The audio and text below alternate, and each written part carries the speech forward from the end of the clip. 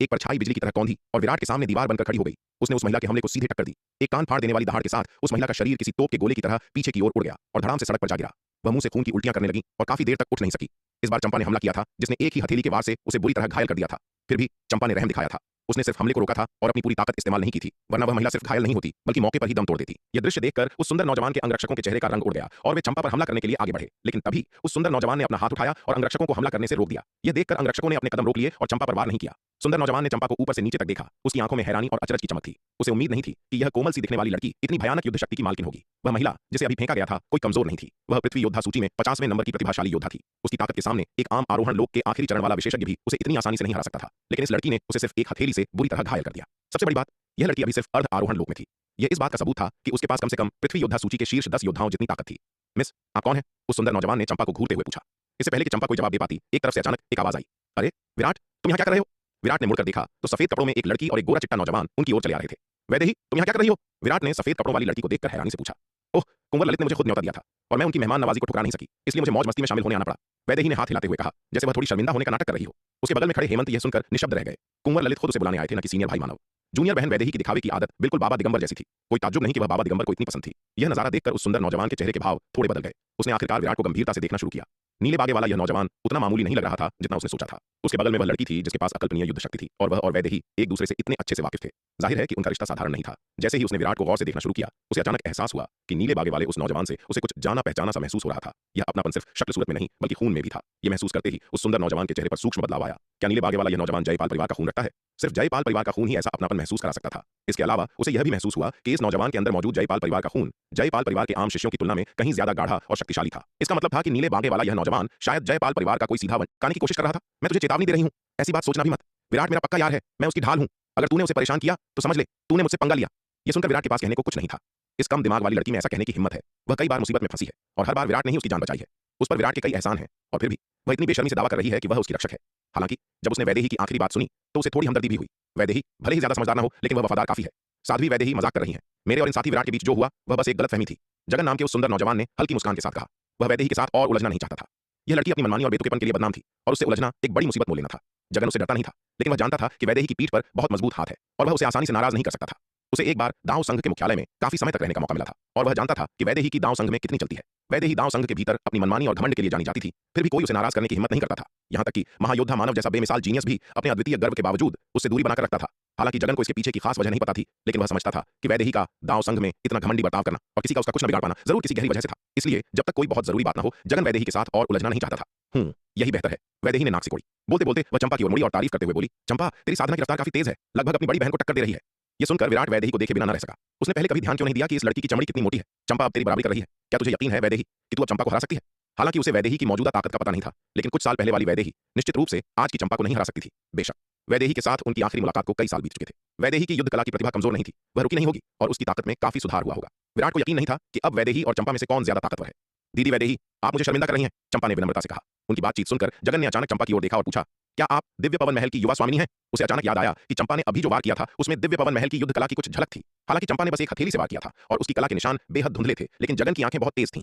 उसने पहले ज्यादा ध्यान नहीं दिया था, लेकिन अब गौर करने पर उसे दिव्य पवन महल की शैली नजर आ गई और दिव्य पवन महल के शिष्यों में केवल उनकी युवा स्वामिनी के पास ही इतनी भयानक प्रतिभा थी और उस युवा स्वामिनी का नाम शायद चंपा था। हे जगन, तो तेरे लोग सचमुच अंधे हैं जो दिव्य पवन महल की युवा स्वामिनी को भी नहीं पहचानते, और ये जनाब उन युवा स्वामिनी के भी यंग मास्टर हैं। तूने इतनी बड़ी हस्ती को नाराज करने की जरूरत की? मैं हैरान हूं कि तुझे इतनी हिम्मत किसने दी? वैदेही ने ताना मारा।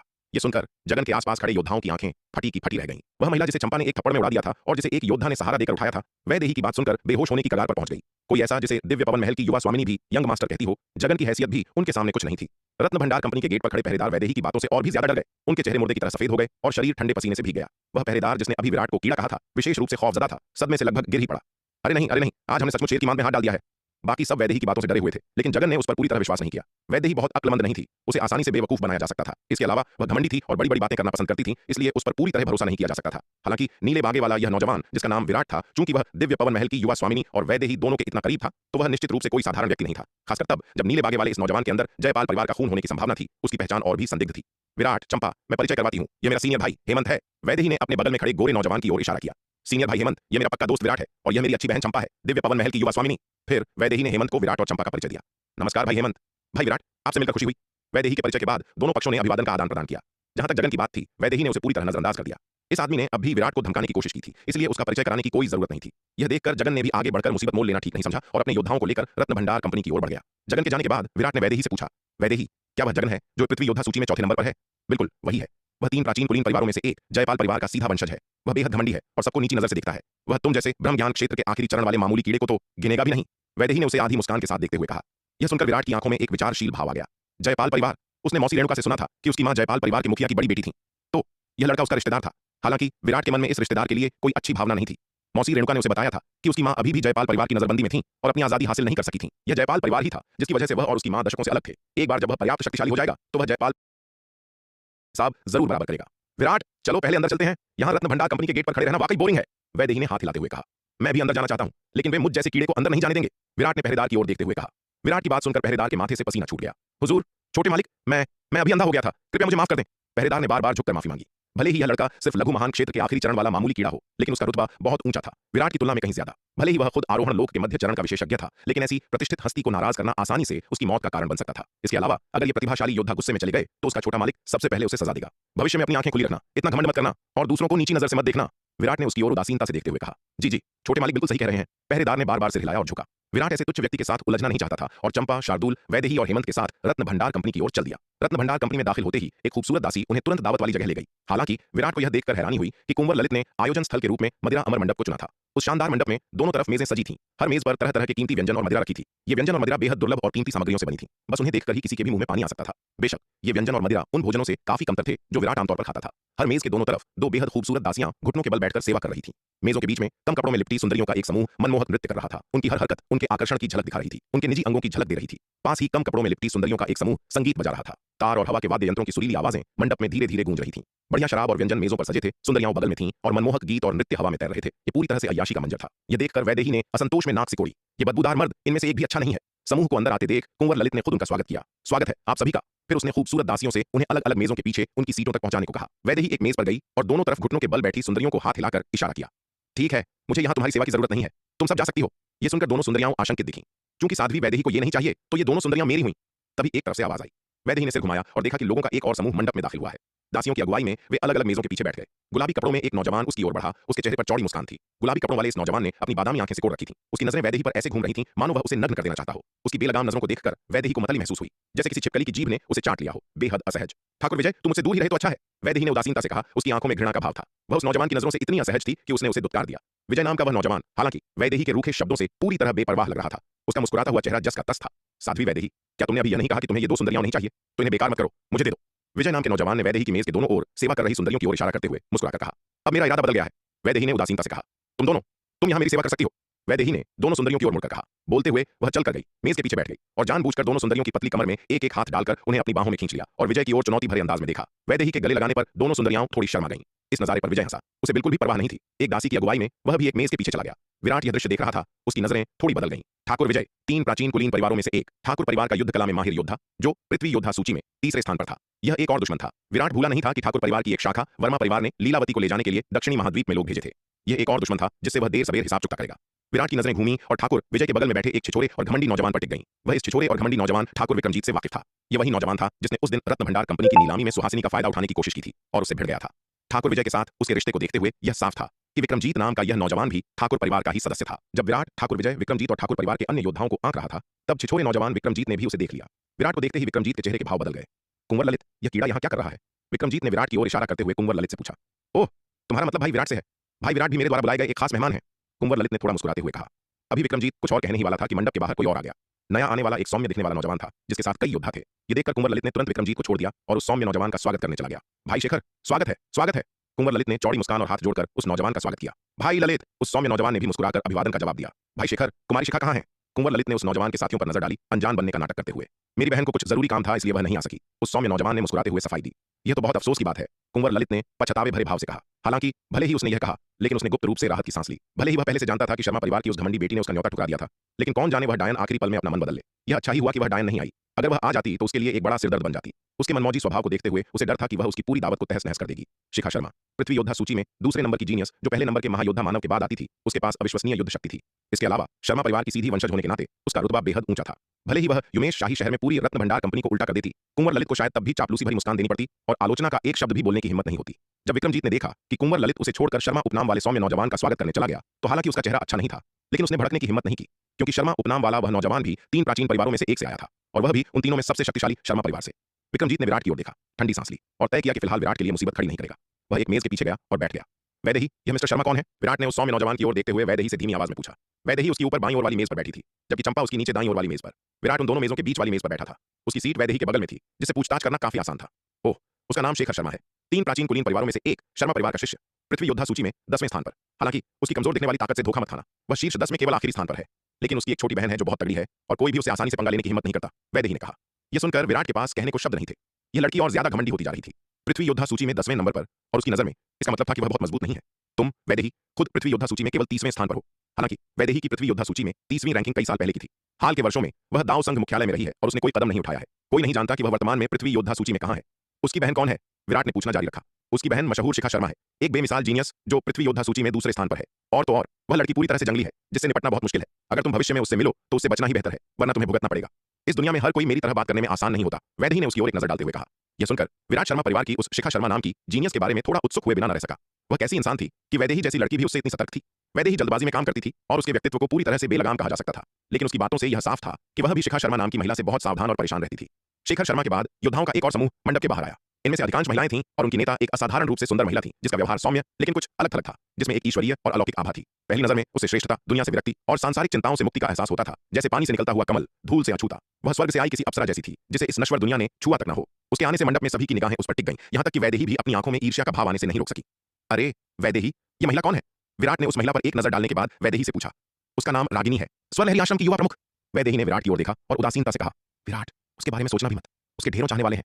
वह तुम जैसे ब्रह्म ज्ञान क्षेत्र के आखिरी चरण वाले मामूली कीड़े की तरफ देखेगी भी नहीं। वैदेही, तुम क्या सोच रही हो? मैंने कब कहा कि मैं उस पर डोरे डालना चाहता हूं? विराट ने निशब्द होकर कहा। हालांकि यह महिला सुंदर थी, लेकिन सच कहूं तो वैदेही और चंपा की तुलना में वह बहुत बेहतर नहीं थी।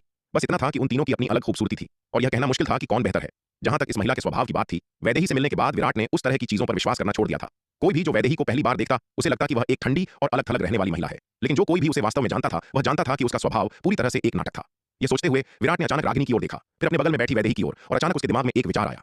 क्या वैदेही जिस नजाकत का दिखावा कर रही थी, वह रागिनी की नकल हो सकती है? और वाकई वैदेही जो हवा बनाती थी, उसमें रागिनी जैसी झलक थी। इसके अलावा वैदेही की जनाना फितरत को देखते हुए यह आश्चर्य की बात नहीं थी कि वह ऐसा कुछ करेगी। चंपा विराट के दाईं ओर वाली मेज के पीछे बैठी थी। उसने देखा कि विराट लगातार वैदेही से फुसफुसा रहा है और मंडप में आने के बाद से उसे नजरअंदाज कर रहा है। यह देखकर चंपा को गुस्सा आ गया। नीलिमा सही थी, छोटे मालिक ने दूसरी महिला मिलने के बाद उसे छोड़ दिया था। चंपा मेज के पीछे विराट के साथ शामिल होना चाहती थी, लेकिन सार्वजनिक रूप से वह हिम्मत नहीं जुटा सकी।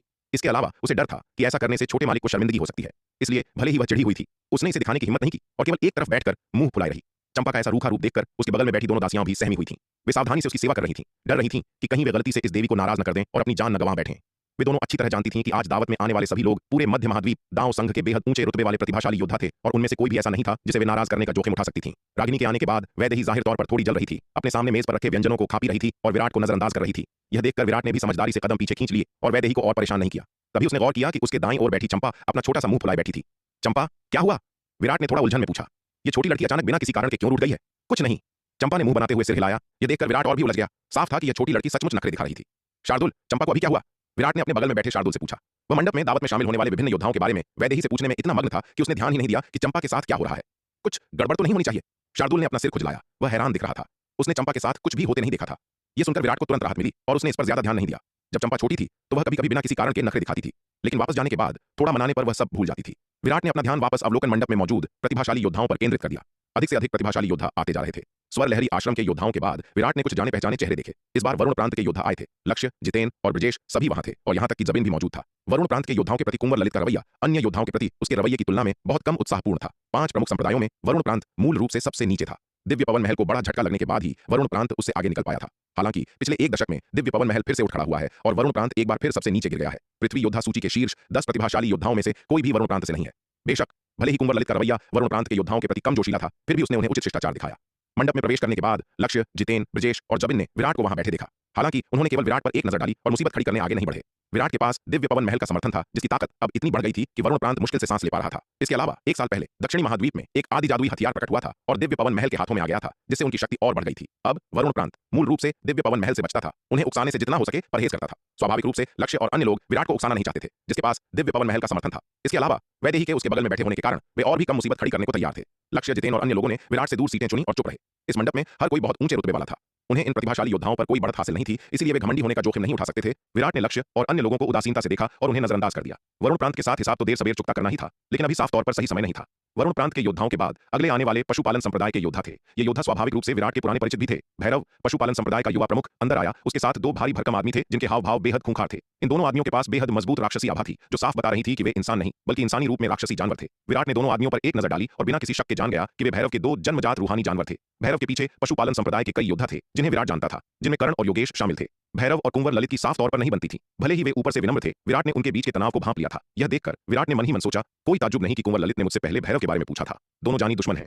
शिष्टाचार के संक्षिप्त आदान प्रदान के बाद भैरव और पशुपालन संप्रदाय के अन्य योद्धा दासियों की अगुवाई में कुछ मेजों के पीछे अपनी सीटों पर बैठ गए। इसी पल भैरव और उसके समूह ने विराट को वैदेही के बगल में बैठे देखा। विराट को देखते ही भैरव की आंखों में हत्या की चमक कौंध गई।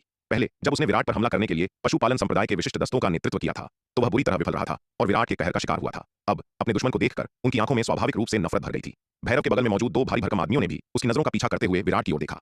हालांकि जब उन्होंने विराट के बगल में लेटी प्यारी सफेद बिल्ली को देखा, तो वे कांपने से नहीं रोक सके। उनके पैर कमजोर हो गए। इस सफेद बिल्ली का खौफ उनके अंदर गहरा था। सफेद बिल्ली की ताकत तो बाद की बात थी, सबसे भयानक वह खौफनाक रक्तवंश का दबाव था, जो वह उन पर डाल रही थी, जिससे उनके खून के अंदर एक अनजाना डर और कपकपी पैदा हो रही थी। भैरव की खूंखार नजरों का सामना करते हुए विराट शांत रहा। उसने कोई डर नहीं दिखाया और उसकी नजरों का जवाब उदासीनता से दिया। भैरव की ताकत भले ही भयानक थी, लेकिन उसमें इतना दम नहीं था कि विराट को डरा सके। जैसे ही दोनों ने एक दूसरे को घूरा, भव्य मंडप में कुंवर ललित की आवाज गूंज उठी, साथियों, यह मेरे लिए सम्मान की बात है कि आप लोगों ने अपनी उपस्थिति से मेरी दावत की शोभा बढ़ाई। कुंवर ललित ने मुस्कुराते हुए कहा और जमा भीड़ की ओर देखा, आप सभी दाव संघ के सबसे उत्कृष्ट प्रतिभाशाली योद्धा हैं। आपको इस दावत में बुलाने का मुख्य मकसद आगामी मध्य महाद्वीप युद्ध कला प्रतियोगिता है। कुंवर ललित, मैं इससे सहमत नहीं हूं। इससे पहले कि कुंवर ललित अपनी बात पूरी कर पाता, भैरव ने अचानक उसे बीच में ही काट दिया और ठंडे स्वर में बोला, आपका क्या मतलब है भाई भैरव? यह सुनकर कुंवर ललित ने माथे पर बल डाल लिए। तुम कहते हो कि हम सभी दाव संघ के सबसे उत्कृष्ट प्रतिभाशाली योद्धा हैं, लेकिन तुम्हारी दावत में ऐसा कीड़ा क्यों दिखाई देगा? भैरव ने अपने सामने बैठे विराट की ओर उंगली उठाई और भावहीन होकर बोला, मैं भी इस बात से काफी हैरान हूं। कुंवर ललित ने इतनी उच्च स्तरीय दावत में ऐसे कीड़े को क्यों बुलाया होगा? क्या यह हमारे स्तर को नहीं गिराता? इसी पल ठाकुर परिवार की सीटों से विक्रमजीत भी बोल पड़ा। वह लंबे समय से विराट को नापसंद करता था और उसके लिए मुसीबत खड़ी करना चाहता था, लेकिन कुंवर ललित के प्रभाव के कारण वह ज्यादा कुछ नहीं कर सका था। हालांकि वह ठाकुर परिवार का सीधा वंशज था, लेकिन ताकत और रुतबे के मामले में उसके और कुंवर ललित के बीच काफी अंतर था। वह इतना घमंडी मुख्य रूप से अपने बड़े भाई ठाकुर विजय के प्रभाव के कारण था। अगर उसके पास अपने भाई जैसी ताकत होती, तो उसे कुंवर ललित को कोई सम्मान देने की जरूरत नहीं होती। लेकिन अब भैरव के बीच में आने से उसे इतनी हिचकिचाहट नहीं थी। विक्रमजीत की बातें सुनकर मेज के मुख्य स्थान पर बैठे ठाकुर विजय ने उस पर एक नजर डाली, लेकिन उसे रोकने के लिए कुछ नहीं कहा। सच तो यह था कि उसे भी लघु महान क्षेत्र का वह मामूली कीड़ा काफी खटक रहा था। लघु महान क्षेत्र के आखिरी चरण वाले एक मामूली कीड़े का 2 बेहद खूबसूरत सुंदरियों के बीच बैठना उसे बेहद असहज कर रहा था। हालांकि गहरी चालें चलने वाला आदमी होने के नाते वह दूसरे पक्ष की पृष्ठभूमि जाने बिना आसानी से मुसीबत खड़ी नहीं करेगा। लेकिन अब भैरव और उसके बेवकूफ छोटे भाई के बीच में आने से वह खुशी खुशी किनारे से तमाशा देख सकता था। जैसे ही भैरव और विक्रमजीत ने ये शब्द बोले, मंडप में लगभग सभी ने अपनी निगाहें विराट की ओर मोड़ ली। जो योद्धा विराट की पृष्ठभूमि नहीं जानते थे, वे अपनी आंखों में भारी जिज्ञासा दिखाए बिना नहीं रह सके, यह सोचते हुए कि कुंवर ललित ने विराट जैसे लघु महान क्षेत्र के मामूली कीड़े को ऐसी दावत में क्यों बुलाया होगा। यह समझना जरूरी है कि जिन्हें कुंवर ललित का न्योता मिला था, वे सभी बेहद ऊंचे रुतबे और असाधारण प्रतिभा वाले योद्धा थे। ये प्रतिभाशाली लोग या तो दाव संघ के शीर्ष 10 दाव पुत्रों में से थे, 3 प्राचीन परिवारों के सीधे वंशज थे, या 5 प्रमुख संप्रदायों के युवा स्वामी थे। यहां तक कि विक्रमजीत को भी कुंवर ललित से सीधे न्योता नहीं मिला था। वह अपने बड़े भाई ठाकुर विजय के साथ आया था और मूल रूप से अपने भाई की उपस्थिति का फायदा उठा रहा था। जिन्हें वास्तव में कुंवर ललित का न्योता मिला था, वे मूल रूप से पृथ्वी योद्धा सूची के शीर्ष 20 लोग थे, जिनमें वरुण प्रांत के योद्धा शामिल नहीं थे। विराट एक लघु महान क्षेत्र के कल्टीवेटर की दावत में उपस्थिति को लेकर लगभग हर कोई बेहद उत्सुक था। हालांकि कुंवर ललित के सम्मान में कई लोगों ने सीधे पूछने से परहेज किया, लेकिन भैरव अलग था। वह पहले से ही कुंवर ललित के खिलाफ था और विराट से उसकी दुश्मनी थी, इसलिए उसे इन बातों की परवाह नहीं थी। उसका सवाल जानबूझकर उकसाने वाला था। अगर वे कुंवर ललित की दावत में खलल डाल सकें और साथ ही विराट से बदला ले सकें, तो यह एक तीर से 2 शिकार करने जैसा होगा। कुंवर ललित की युवा पीढ़ी के प्रतिभाशाली योद्धाओं के बीच पहले से ही काफी प्रतिष्ठा थी और भैरव इस बात से लंबे समय से नाखुश था। अगर वे आज की दावत को बाधित कर सके, तो यह कुंवर ललित की प्रतिष्ठा को नुकसान पहुंचाने में बहुत फायदेमंद होगा। भाई भैरव, दूसरे भले ही भाई विराट की युद्ध प्रतिभा को न जानते हो, लेकिन क्या आप नहीं जानते? कुंवर ललित ने भैरव को देखा और आधी मुस्कान के साथ कहा, मैंने सुना है कि भाई भैरव को एक बार भाई विराट के हाथों भारी नुकसान उठाना पड़ा था। कुंवर ललित के शब्द सुनते ही मंडप में हंगामा मच गया। हर कोई विराट को बड़े अचरज से देखने लगा। उनके दिल सदमे से भर गए। नीले बागे वाला यह नौजवान कौन था? उसकी महज लघु महान क्षेत्र की साधना ही भैरव जैसे पृथ्वी योद्धा सूची में 6ठे नंबर के पावर हाउस को भारी नुकसान पहुंचाने के लिए काफी थी। जयपाल परिवार की सीटों पर जगन ने विराट को देखा। उसकी आंखों में एक विचारशील भाव था। जितना ज्यादा उसने विराट को देखा, उतना ही वह उसे धुंधला सा जाना पहचाना लगा। इस लड़के का उपनाम विराट था और ऐसा लगता था कि उसके पास जयपाल परिवार का खून है और वह दिव्य पवन महल की युवा स्वामिनी के इतना करीब था। उसकी पृष्ठभूमि क्या थी? उपनाम विराट के साथ क्या वह सूर्यवीर का बेटा हो सकता है? जगन का दिल जोर से धड़क उठा और अचानक उसके दिमाग में एक विचार आया। क्या यह हो सकता है कि उसकी बुआ और उस बदमाश सूर्यवीर का वास्तव में एक बेटा हो? जगन ने विराट को घूरा। उसके चेहरे पर आश्चर्य और अनिश्चितता का भाव झलक रहा था। अगर यह सच हुआ, तो यह वास्तव में एक बहुत बड़ी बात होगी। ठाकुर परिवार की सीटों पर विक्रमजीत भी कुंवर ललित की बातें सुनकर दंग रह गया। क्या इस कीड़े ने वास्तव में भैरव को भारी नुकसान पहुंचाया? भैरव पृथ्वी योद्धा सूची का 6ठा विशेषज्ञ था और उसके पास 2 बेहद शक्तिशाली रूहानी जानवर भी थे। यह लघु महान क्षेत्र का मामूली कीड़ा भैरव जैसे पावर हाउस को इतना बड़ा नुकसान कैसे पहुंचा सकता है? कुंवर ललित के शब्द सुनकर मेज के मुखिया पर बैठे ठाकुर विजय ने अपनी आंखें सिकोड़ लीं। कुंवर ललित की बातें सुनकर विराट का चेहरा काला पड़ गया। लानत है, क्या कमीना आदमी है कुंवर ललित। वह कुत्ता सचमुच किसी काम का नहीं है। दूसरों के कंधे पर बंदूक रखकर चलाने की यह चाल कितनी शातिराना है। ऊपर से कुंवर ललित उसके पक्ष में बोलता दिख रहा है, लेकिन असल में वह उसके और भैरव के बीच आग भड़का रहा है ताकि टकराव हो सके। एक बार जब वे दोनों भारी नुकसान उठा लेंगे तो कुंवर ललित फायदा उठा सकता है। कौन जाने इस हरामी ने उसे दावत में बुलाने से पहले ही यह सब प्लान कर लिया हो। इस कमीने को उसके और भैरव के बीच के झगड़े का पता चल चुका है और भैरव के स्वभाव को देखते हुए दावत में उसे देखते ही वह निश्चित रूप से उस पर हमला करेगा। यह सब ठीक वही है जो कुंवर ललित ने योजना बनाई है। क्या धूर्त आदमी है, मेरे खिलाफ साजिश करने की हिम्मत कर रहा है। मैं इसे याद रखूंगा। कुंवर ललित की बातें सुनकर भैरव का चेहरा भी काला पड़ गया। उसने मूल रूप से इस अवसर का उपयोग कुंवर ललित की दावत में खलल डालने, उसकी प्रतिष्ठा को नुकसान पहुंचाने और विराट को अपमानित करने के लिए करने की योजना बनाई थी। हालांकि उसने कभी उम्मीद नहीं की थी कि कुंवर ललित बाजी पलट देगा, जिससे वह पूरी तरह शर्मिंदा हो जाएगा। अगर इतने सारे लोगों के सामने विराट के हाथों उसकी दुर्गति की पुष्टि हो जाती तो वह शर्म से पानी पानी हो जाता। इसके अलावा यह घटना पशुपालन संप्रदाय के लिए शर्मिंदगी लाएगी और यह अनिश्चित होगा कि वह संप्रदाय के युवा प्रमुख के रूप में अपना पद भी बरकरार रख पाएगा या नहीं। कुंवर ललित, तुम सच को तोड़ना मरोड़ना खूब जानते हो। कब मुझ युवा प्रमुख को इस कीड़े के हाथों भारी नुकसान उठाना पड़ा। भैरव ने कुंवर ललित को घूरा और ठंडे स्वर में कहा, जिसने वास्तव में मुझे नुकसान पहुंचाया वह दिव्य पवन महल का अर्ध दिव्य विकास लोक वाला बुजुर्ग था। यह कीड़ा, क्या इसमें ऐसी क्षमता है? मैं युवा प्रमुख इसे एक उंगली से कुचल सकता हूं। भैरव की बातें सुनकर मंडप में मौजूद लोगों के चेहरों पर आखिरकार समझ आने के भाव आ गए। तो बात ऐसी है, कोई ताज्जुब नहीं। भला एक लघु महान क्षेत्र का मामूली कीड़ा भैरव जैसे पृथ्वी योद्धा सूची के छठे रैंक के पावर हाउस को भारी नुकसान कैसे पहुंचा सकता है? यह तो नामुमकिन है। यह कहना मुश्किल है। मैंने सुना है कि दिव्य पवन महल के एल्डर यू भाई भैरव और भाई विराट के बीच लड़ाई में सबसे आखिर में पहुंचे थे। उससे पहले भाई भैरव भाई विराट के सामने बेबस थे। कुंवर ललित ने सिर हिलाया और मुस्कुराते हुए कहा, भाई ललित, आपने इस विराट का इतना गुणगान किया है कि हमारे लिए विश्वास करना मुश्किल है। क्यों ना हम उसे अपना कौशल दिखाने दें, तब हमें पता चल जाएगा कि वह वास्तव में काबिल है या सिर्फ एक धोखेबाज। वरना लघु महान क्षेत्र के ऐसे मामूली कीड़े को हमारी दावत में बुलाना वास्तव में अनुचित है और हमारे स्तर को गिराता है। इसी पल ठाकुर परिवार की सीटों से ठाकुर विजय ने अचानक बोला, बिल्कुल सही, मुझे इस बच्चे की क्षमताओं को परखने दो। पास बैठे विक्रमजीत ने अपने भाई को बोलते देख उत्साह में तुरंत खड़ा हो गया। विक्रमजीत की बातें सुनकर मंडप में लगभग सभी के चेहरे पर उम्मीद का भाव था। वे यह देखने के लिए उत्सुक थे कि क्या यह विराट वास्तव में उतना ही शक्तिशाली है जितना कुंवर ललित दावा कर रहा है। हालांकि तभी वैदेही ने अचानक अपने सामने वाली मेज पर धड़ाम से अपना शराब का प्याला पटक दिया। क्या तुम सब मुसीबत मोल लेना चाहते हो? अगर लड़ना ही है तो मेरे पास आओ, मैं वैदेही तुमसे आखिर तक लड़ूंगी। वैदेही ने भीड़ को देखा, अपनी भौहें ऊपर चढ़ाई और गुस्से में कहा, मैं वैदेही आज यह साफ कर रही हूं, विराट मेरी सुरक्षा में है। जो कोई भी उसे छूने की जरूरत करेगा वह मुझसे वैदेही से बैर मोल लेगा। वैदेही के शब्द सुनकर सब दंग रह गए, यहां तक कि कुंवर ललित भी अवाक रह गया। ये क्या हो रहा था? वैदेही इस लड़के के लिए क्यों खड़ी होगी? हालांकि कुंवर ललित ने वैदेही और विराट को एक साथ आते देखा था। उसने केवल यह मान लिया था कि दोनों बस बाहर एक दूसरे से टकरा गए होंगे और एक साथ आ गए।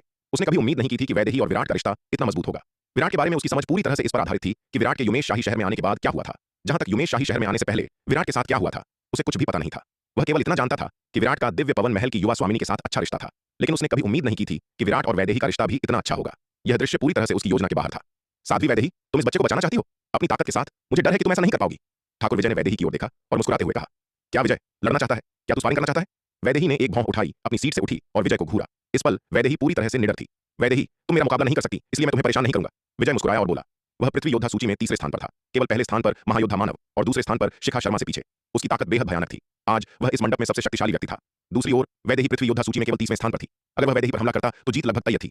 अगर वह जीत भी जाता तो खुश होने वाली कोई बात नहीं होती, इससे केवल उसका अपना रुतबा कम होता। डरपोक कायर, अगर तुम मुझसे लड़ने की हिम्मत नहीं करते तो बस कह दो, इतने बहाने क्यों बना रहे हो? वैदेही ने अपना होंठ सिकोड़ा। वह तिरस्कारपूर्ण लग रही थी। मुझे पता था कि तुम कायर केवल कमजोरों को परेशान करोगे और मजबूत से डरोगे। हमेशा उन लोगों को चुनोगे जो साधना में बहुत नीचे हैं। समान साधना स्तर वालों में से एक भी मेरे खिलाफ अपने कौशल का परीक्षण करने की हिम्मत नहीं करता। विजय मूल रूप से वैदेही पर ध्यान नहीं देना चाहता था, लेकिन चूंकि वैदेही ने इतना कुछ कह दिया था, अगर ठाकुर परिवार चुनौती स्वीकार नहीं करता तो उन्हें वास्तव में कायर माना जाता। हे, अगर साध्वी वैदेही वास्तव में स्पारिंग करना चाहती है तो मैं ठाकुर केवल इतना कर सकता हूं। हालांकि पृथ्वी योद्धा सूची में मेरी रैंकिंग साध्वी वैदेही की तुलना में बहुत अधिक है। अगर मैं साध्वी वैदेही से लड़ता हूं तो यह मेरे द्वारा उन्हें धमकाने जैसा होगा। तो साध्वी वैदेही, आप पहले लखन के साथ क्यों नहीं भिड़ लेती? अगर आप लखन को हरा सकती हैं तो मैं खुशी खुशी तैयार हो जाऊंगा, विजय ने मुस्कुराते हुए कहा। फिर वह अपने बगल में नीले रंग में एक नौजवान की ओर मुड़ा और बोला, लखन, चूंकि साध्वी वैदेही स्पारिंग के लिए इतनी उत्सुक हैं तो तुम उनके साथ स्पारिंग क्यों नहीं करते? लखन ठाकुर परिवार की एक शाखा, वर्मा परिवार का एक प्रतिभाशाली योद्धा था और पृथ्वी योद्धा सूची में 8वें स्थान पर था। हालांकि उसकी ताकत विजय जैसे पावर हाउस से काफी कम थी, लेकिन पृथ्वी योद्धा सूची में उसकी रैंकिंग वैदेही से बहुत अधिक थी। अगर वैदेही लखन को भी नहीं हरा पाती तो उसे चुनौती देना एक मजाक होगा। जी छोटे मालिक विजय, लखन ने जवाब दिया। विजय ठाकुर परिवार का सीधा वंशज था और परिवार के भीतर बहुत ऊंचा पद रखता था। ठाकुर परिवार की शाखा वर्मा परिवार के एक योद्धा के रूप में उसे स्वाभाविक रूप से विजय की बातों का पालन करना था। साध्वी वैदेही, कृपया। लखन अपनी सीट से खड़ा हुआ, वैदेही के सामने हाथ जोड़कर अभिवादन किया और कहा, यहाँ जगह बहुत कम है, हम खुलकर नहीं लड़ सकते। चलो लड़ने के लिए कोई और जगह ढूंढते हैं। वैदेही ने हाथ हिलाया और कहा। बोलते हुए वह कुंवर ललित की ओर मुड़ी और कहा, कुंवर ललित, क्या तुम्हारी रत्न भंडार कंपनी में कोई अखाड़ा है जो काफी मजबूत हो? बिल्कुल, कृपया मेरे पीछे आएं, कुंवर ललित ने कुछ बेबसी से कहा। उसने कभी उम्मीद नहीं की थी कि चीजें इस तरह विकसित होंगी। उसकी मूल योजना भैरव और विराट के बीच संघर्ष को भड़काना थी, जिससे उन दोनों को भारी नुकसान हो और वह फायदा उठा सके। हालांकि उसने यह अनुमान नहीं लगाया था कि अंततः यह वैदेही और ठाकुर परिवार के योद्धाओं के बीच द्वंद्व युद्ध में बदल जाएगा। अगर इसे ठीक से नहीं संभाला गया तो कुंवर ललित को फायदा होने के बजाय नुकसान होगा। वह वैदेही और ठाकुर परिवार दोनों को नाराज कर देगा। कुंवर ललित को धुंधला सा आभास हुआ कि घटनाओं का विकास उसके नियंत्रण से बाहर हो रहा था। हालांकि इस बिंदु पर वह केवल एक एक कदम आगे बढ़ा सकता था। कुंवर ललित वैदेही और लखन को मंडप से बाहर ले गया। अंदर अन्य योद्धाओं ने भी यह देखकर अपनी सीटों से खड़े हो गए और उनके पीछे हो लिए। यह तमाशा देखना वहां बैठकर शराब पीने से कहीं ज्यादा दिलचस्प था। वे भी यह देखने के लिए उत्सुक थे कि वैदेही वास्तव में कितनी काबिल है जो उसने पृथ्वी योद्धा सूची में तीसरे स्थान पर मौजूद पावर हाउस विजय को चुनौती देने की हिम्मत की। कुंवर ललित वैदेही और लखन को रत्न भंडार कंपनी के सबसे बड़े अखाड़े में ले गया। दोनों के अखाड़े पर उड़ने के बाद कुंवर ललित ने उसके रक्षात्मक व्यूह को सक्रिय कर दिया, जिससे एक सुरक्षात्मक प्रकाश ढाल बन गई जिसने पूरे अखाड़े को घेर लिया। लखन, क्या तुम तैयार हो? वैदेही ने शांत भाव से पूछा, अपने सामने खड़े लखन को घूरते हुए। साध्वी वैदेही, कृपया। लखन ने हाथ जोड़कर अभिवादन किया। शू। जैसे ही लखन ने बोलना खत्म किया, एक अविश्वसनीय रूप से तेज तलवार की रोशनी उसकी ओर लपकी। यह देखकर लखन का दिल जोर से धड़क उठा। वैदेही की ताकत उसकी उम्मीदों से कहीं ज्यादा थी। इस एक तलवार के वार की ताकत को देखते हुए वह किसी भी तरह से उससे कमतर नहीं थी। लखन ने लापरवाही करने की हिम्मत नहीं की और लड़ाई पर ध्यान केंद्रित किया। द्वंद्व मंच पर एक अविश्वसनीय रूप से भयंकर लड़ाई छिड़ गई। शुरुआत में सभी ने सोचा था कि वैदेही लखन के खिलाफ ज्यादा देर नहीं टिक पाएगी और हार जाएगी। आखिरकार लखन पृथ्वी योद्धा सूची में 8वें स्थान पर था, जबकि वैदेही केवल 30वें स्थान पर। हालांकि वैदेही ने जो ताकत दिखाई उसने सभी की उम्मीदों को पार कर दिया। द्वंद्व मंच पर लखन वास्तव में वैदेही द्वारा दबाया जा रहा था। यह देखकर विजय के चेहरे पर पूरी तरह से हैरानी आ गई। उसने सोचा था कि वैदेही की चुनौती केवल घमंड और अज्ञानता थी, लेकिन उसने उम्मीद नहीं की थी कि वैदेही के पास वास्तव में कुछ कौशल होगा। धड़ाम। आधे घंटे बाद लखन को वैदेही ने एक ही तलवार के वार से हरा दिया और वह गंभीर रूप से घायल हो गया। लखन को हराने के बाद वैदेही ने अपनी लंबी तलवार लहराई, उसे अखाड़े के नीचे से देख रहे विजय की ओर इशारा किया और उत्तेजक अंदाज में कहा, ठाकुर विजय, अब तेरी बारी है। इस पल वैदेही पूरी तरह से दबंग और हद से ज्यादा घमंडी थी। वह बहुत खुश भी थी। विराट ने उसे जो गोलियां दी थीं वे वास्तव में चमत्कारी थीं। पिछले कुछ वर्षों में विराट द्वारा दी गई 10 गोलियों को रिफाइन करने के बाद उसकी ताकत में दिन दूनी रात चौगुनी तरक्की हुई थी।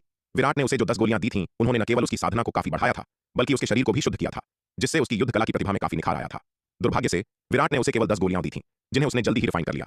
अगर उसके पास उन चमत्कारी गोलियों की पर्याप्त मात्रा होती तो उसकी मौजूदा ताकत शायद न केवल उसे लखन को हराने देती, बल्कि महायोद्धा मानव को चुनौती देने की भी अनुमति देती। अखाड़े के नीचे हेमंत अविश्वसनीय रूप से दबंग वैदेही को अविश्वास में घूर रहा था। जूनियर बहन वैदेही इतनी शक्तिशाली कब हो गई? दाव संघ के 10 दाव पुत्रों में वैदेही युद्ध कला की प्रतिभा और ताकत दोनों में सबसे कमजोर थी। यहां तक कि हेमंत जो 10 में 9वें स्थान पर था, दोनों में उससे कहीं बेहतर था। लेकिन हेमंत ने कभी सोचा भी नहीं था कि वैदेही एक दिन उसकी बराबरी कर लेगी और उससे आगे भी निकल जाएगी। विराट ने अखाड़े पर राजसी अंदाज में खड़ी वैदेही पर एक नजर डाली। उसकी आंखों में थोड़ी हैरानी थी। यहां तक कि विराट ने भी वैदेही के इतने जबरदस्त सुधार की उम्मीद नहीं की थी। विशालपुर में उसने वैदेही को केवल 10 गोलियां दी थीं, जिनमें प्राचीन महाद्वीप के झरनों का पानी मिला था। फिर भी सिर्फ उन 10 गोलियों से वैदेही की ताकत इतनी बढ़ गई थी। अगर वह वैदेही को प्राचीन महाद्वीप के पानी से उगाए गए नागदंत चावल देता तो क्या वैदेही की ताकत और भी ज्यादा आसमान छूने वाली नहीं होती? साध्वी वैदेही, आपने वास्तव में मेरी उम्मीदों को पार कर दिया है, विजय ने वैदेही की ओर देखते हुए कहा। चूंकि साध्वी वैदेही मुझे चुनौती देने के लिए इतनी उत्सुक है तो मेरे पास कोई विकल्प नहीं है। इसके साथ विजय अखाड़े पर कूद गया। साध्वी वैदेही, कृपया। विजय ने वैदेही को शामिल होने का इशारा किया। जैसे ही वैदेही अपनी लंबी तलवार से विजय पर हमला करने वाली थी, अचानक एक आवाज गूंजी, दीदी वैदेही, मुझे यह लड़ाई लड़ने दीजिए। दीदी वैदेही ने अभी एक लड़ाई लड़ी है और काफी थक गई है, इसलिए कृपया पहले आराम करें। यह सुनकर वैदेही तुरंत मुड़ी और देखा कि बोलने वाली कोई और नहीं बल्कि चंपा थी, जो विराट के बगल में खड़ी थी।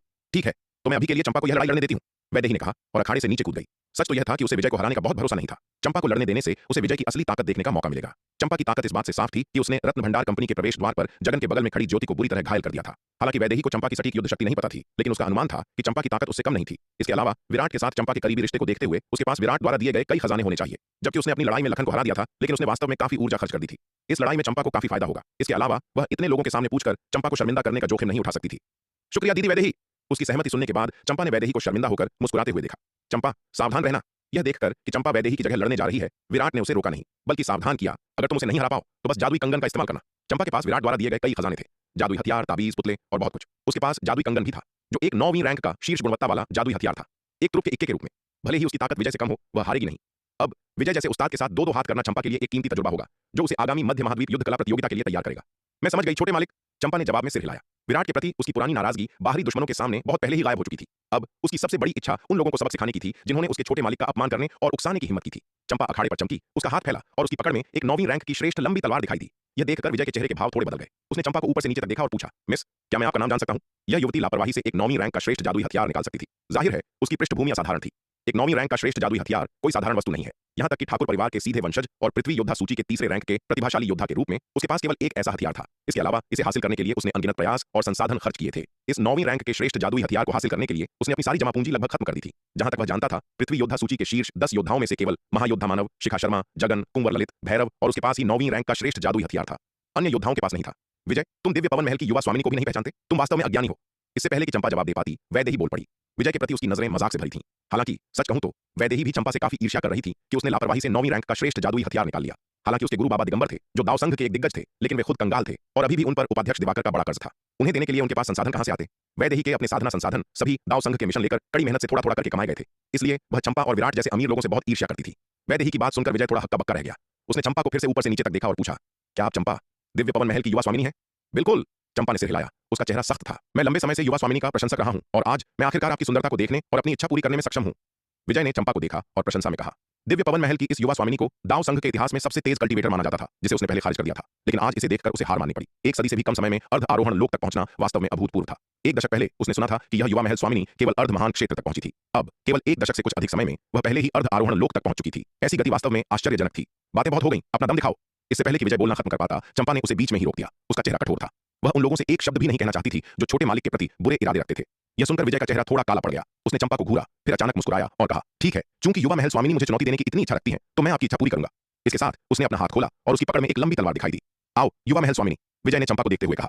अखाड़े के नीचे यह नजारा देखकर भीड़ का उत्साह बढ़ गया। यह लड़ाई वैदेही और लखन के बीच की लड़ाई से कहीं ज्यादा प्रतीक्षित थी। एक पृथ्वी योद्धा सूची में तीसरे स्थान पर रहने वाला प्रतिभाशाली योद्धा था और दूसरा दाव संघ के इतिहास में सबसे तेज साधना करने वाली जीनियस मानी जाती थी।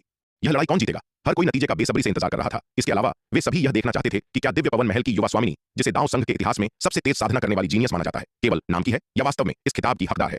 साधना की तेज गति का मतलब जरूरी नहीं कि मजबूत युद्ध शक्ति हो। यह संभव है कि अत्यधिक तेज साधना से नींव अस्थिर हो जाए, दायरा अस्थिर हो जाए और अंततः कमजोरी आ जाए। अगर पृथ्वी योद्धा सूची के इन शीर्ष 10 जीनियस ने केवल साधना की गति पर ध्यान केंद्रित किया होता, तो वे शायद पहले ही आरोहण लोक में प्रवेश कर चुके होते। जो वास्तव में एक योद्धा की प्रतिभा को दर्शाता है, वह साधना की गति नहीं, बल्कि उसी दायरे के भीतर युद्ध शक्ति है। चंपा ने अपनी लंबी तलवार घुमाई, विजय पर वार किया और तेजी से एक भीषण लड़ाई छिड़ गई। Boom boom boom! लड़ाई के भयानक झटकों से पूरा अखाड़ा जोर से हिल गया। अनगिनत तेज तलवार की रोशनी की काटने की शक्ति के तहत अन्यथा मजबूत अखाड़े पर बड़ी दरारें दिखाई देने लगीं। यह देखकर कुंवर ललित को बेबसी का एहसास हुआ। इस लड़ाई के बाद अखाड़ा मूल रूप से नष्ट हो जाएगा। नीचे दर्शक दोनों द्वारा प्रदर्शित युद्ध शक्ति से पूरी तरह से स्तब्ध थे। विजय की युद्ध शक्ति स्वीकार्य थी। आखिरकार वह पृथ्वी योद्धा सूची में तीसरा सबसे मजबूत था, केवल महायोद्धा मानव और शिखा शर्मा के बाद। हालांकि दिव्य पवन महल की युवा स्वामिनी द्वारा दिखाई गई युद्ध शक्ति ने सभी को चौंका दिया। 10 साल से अधिक समय पहले यह युवा स्वामिनी केवल अर्ध महान क्षेत्र में थी। अब भी अर्ध आरोहण लोक तक साधना करने के बाद उसे उस दायरे में अनुभव जमा करने में ज्यादा समय नहीं बिताना चाहिए था। फिर भी अर्ध आरोहण लोक में प्रवेश करने के इतने कम समय में उसकी युद्ध शक्ति इतनी भयानक हो गई थी, वास्तव में अविश्वसनीय। भैरव मंच पर दृश्य देख रहा था। उसका चेहरा राख जैसा हो गया था। एक साल से अधिक समय पहले जब वह चंपा से लड़ा था, तो चंपा को मुश्किल से उससे लड़ने के लिए अपनी ताकत कई गुना बढ़ाने वाले उन बेहद शक्तिशाली ताबीज पर निर्भर रहना पड़ा था। लेकिन आज चंपा द्वारा दिखाई गई युद्ध शक्ति उससे कम नहीं थी। दिव्य पवन महल की इस युवा स्वामिनी की युद्ध कला प्रतिभा वास्तव में आश्चर्यजनक और अविश्वसनीय थी। उसकी राक्षसी युद्ध कला प्रतिभा के साथ समय आने पर वह शायद महायोद्धा मानव और शिखा शर्मा को भी टक्कर देने में सक्षम हो सकती थी। विराट मंच पर भीषण लड़ाई देख रहा था। वह गंभीरता की एक टीस महसूस किए बिना नहीं रह सका। पृथ्वी योद्धा सूची का तीसरा रैंक वाला फाइटर वास्तव में भयानक था। जबकि चंपा की ताकत कमजोर नहीं थी, यह अभी भी विजय की तुलना में बहुत कम थी। चंपा के चौतरफा हमले के बावजूद विजय पूरी तरह से सहज रहा। मुश्किल से अपनी पूरी शक्ति का प्रदर्शन करते हुए अपनी ताकत की भयानक सीमा का प्रदर्शन कर रहा था। युवा महल स्वामिनी चंपा, आप मेरा मुकाबला नहीं कर सकती। यह लड़ाई यहीं खत्म होती है। विजय ने लापरवाही से अपनी तलवार से चंपा को दूर धकेल दिया। बोलते हुए वह हंस रहा था। उसका मकसद दिव्य पवन महल की युवा स्वामिनी को निशाना बनाना नहीं था, बल्कि विराट को था। इसलिए उसे चंपा को घायल करने में कोई दिलचस्पी नहीं थी। इसके अलावा वह इस अवसर का उपयोग दिव्य पवन महल की युवा स्वामिनी का दिल जीतने के लिए करना चाहता था। दिव्य पवन महल की इस युवा स्वामिनी की युद्ध कला प्रतिभा के साथ उसके साथ साधना करने से उसे निस्संदेह बहुत लाभ होगा। वह पहले से ही साजिश रच रहा था कि कैसे इस युवा स्वामिनी को अपनी गिरफ्त में फंसाया जाए। यह अभी जल्दबाजी है। चंपा ने खुद को संभालने के लिए संघर्ष किया, एक ठंडी सांस छोड़ी। इसके साथ उसने अपनी हथेली खोली और उसके हाथ में एक शक्तिशाली आभा वाला ताबीज दिखाई दिया। उसने फिर इसे अपने शरीर पर थपकी दी और ताबीज तुरंत प्रकाश की एक धारा में बदल गया। उसके शरीर में प्रवेश कर गया। संप्रदाय भले ही 5 प्रमुख संप्रदायों में गिना जाता था, लेकिन अपनी बेहिसाब दौलत की बदौलत उसकी असली